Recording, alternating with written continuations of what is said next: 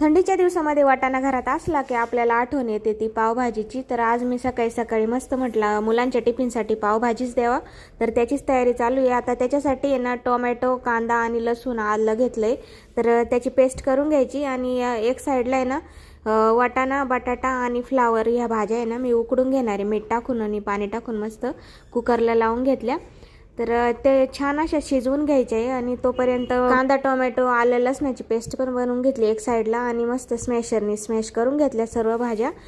तेल टाकलं कढईत आणि सर्व ती पेस्ट होती ती पण टाकून घेतली। मसाले टाकले, पावभाजीचा मसाला पण टाकला आणि शिजलेल्या भाज्या त्याच्यामध्ये टाकून दिल्या। तर खूप छान अशी कन्सिस्टन्सी झाली होती पावभाजी। तर बिना बटरचीच पावभाजी बनवली होती, कारण सकाळी सकाळी धावपळ असते त्याच्यामुळे। वरतून कोथिंबीर टाकली, मस्त पावभाजी तयार झाली। त्याच्यानंतर मग परत चपात्या बनवायच्या होत्या। मग सकाळी सकाळी कोण पाव आणायला जाणार आहे, तर म्हटलं चपात्याच बनवू। तर बघा मी ना तेल ठेवण्यासाठी असं भांडं वापरते। तर आमच्याकडे ना जास्त घरांमध्ये हेच भांडं असं दिसेल तुम्हाला तेलासाठी। तर बघा सकाळी सकाळी बहीण भावाची मस्त हाईड अँड सीक चालू होती। तर सकाळी उठून मस्त लाडो खेळत होता आणि मी चपात्या बनवून घेतल्या आणि त्याच्या पप्पांनी त्याला फिरवून आणलं।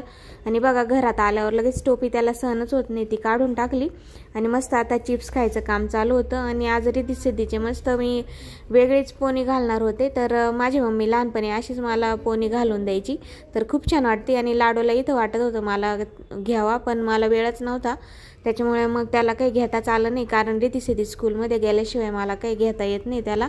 तर कामाचं एवढी धावपळ राहते सकाळी सकाळी, त्याच्यामुळे ना जमतच नाही।